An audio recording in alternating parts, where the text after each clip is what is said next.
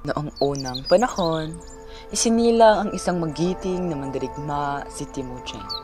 Ngunit kayo'y kawangis ng madilim na kalangitan, ang nadarama ng magiting na mandirigmang naninimdim sa takbo ng kapalarang sinapit na nakatalungkot sa isang sulok ng makipot at kirami-raming na piitan. Na mapiit sa kakulangang malupit. Ito ay silid ng kalungkutan, tila kailan lang kasama ko si Ama.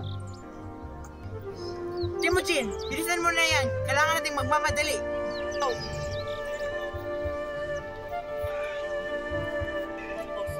Bakit, Ama? Malayo pa ang ating lalakbay. Kailangan buwag na ng pamikasay. Mahalaga ang ating sasadyain, anak.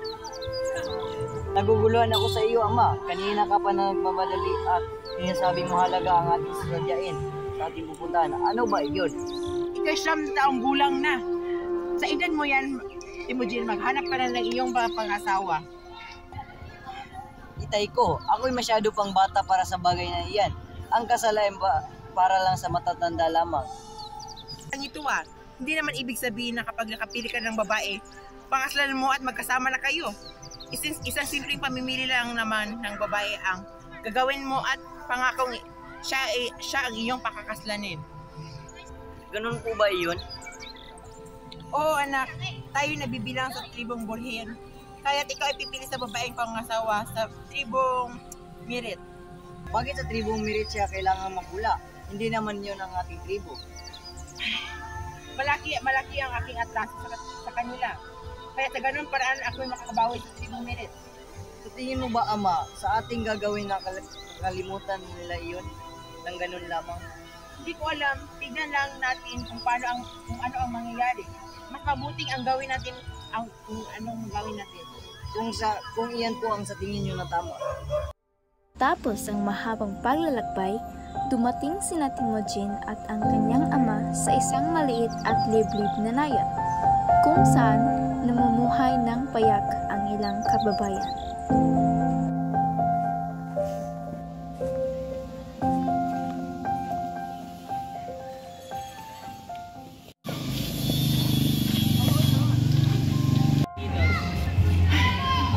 Temujin, magpahinga muna tayo. Mabuti yan, Ama, kasi napagod na rin ako. Gagalugarin ko muna yung paligid. Huwag kang lumayo at mag-ingat ka. Opo, salamat.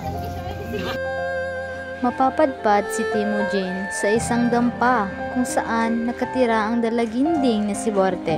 Mabibigla siya sa di inaasang pagpagsak ng pinto ng kanilang kusina na likha ng aksidenteng pagkabuwal ni Temujin.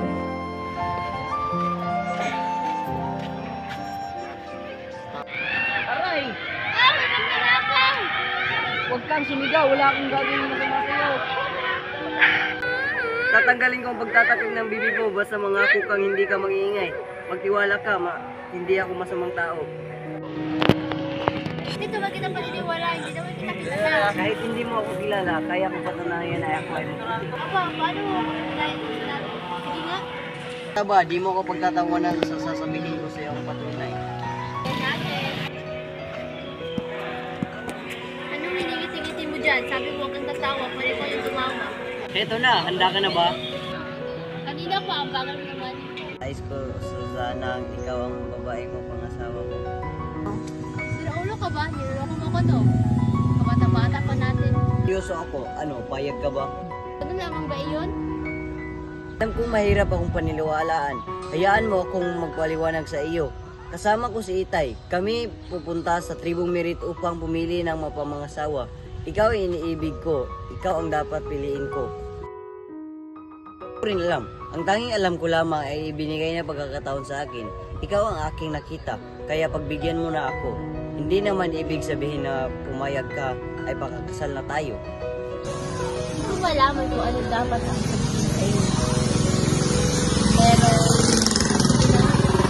Dapat sa iyo, ako ay labis mong piniligaya. Asahan mo hindi ka magsisisi sa iyong desisyon. paano na ngayon? Siyempre, tuloy pa rin ang buhay natin. Pero darating din ang panahon na tayo ay mamumuhay sa isang bubong. Magkatuwing na aarugahin ang ating mabuting anak. Matagal pa iyon? Pangako, babalikan kita pagkatapos ng 5 taon. Halika, puntahan natin si Itay. Magkahawak kamay na naglalakad sina Temujin at Borte sa paghahanap sa ama kay Yasuge na kanilang makikita na nakatunghay sa ilog. Ama! Ano? Sino siya? Bakit?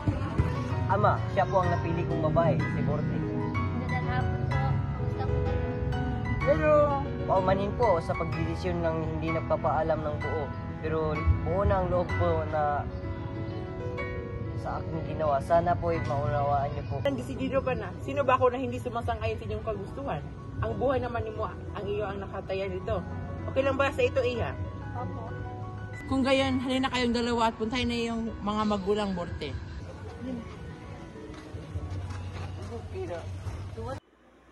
Matapos makipagsundo sa mga magulang ni Borte, ang mag-ama ay naglakbay pa uwi sa kanilang dampa sa malayong nayon ng Mongolia.